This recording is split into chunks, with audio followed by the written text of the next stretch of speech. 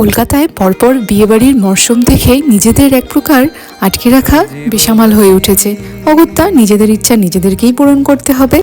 তাই ডালপুরি খাওয়ার সুপ্ত বাসনা নিজেরাই পূরণ করলাম। ছোলার ডাল বেটে তাকে কাঁচা লঙ্কা, কালো জিরে, আদা বাটা আর ভাজা মশলা দিয়ে ভালো করে মেখে নিলাম।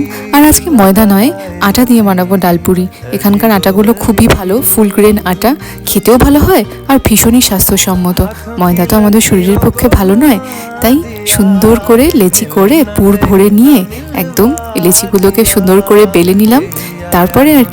তারপরে সুন্দর করে তেলে এগুলোকে লাল লাল করে ভেজে নিলাম। প্রবাস জীবন এরকমই, সব সময় সব চাইলে তো হাতের কাছে পাওয়া যায় না। নিজেদের ছোট ছোট ইচ্ছাগুলো তাই নিজেরাই পূরণ করে ফেলি। আর ডালপুরির সাথে সব থেকে ভালো যেটা চাই সেটা হলো কষা কষা আলুর দম।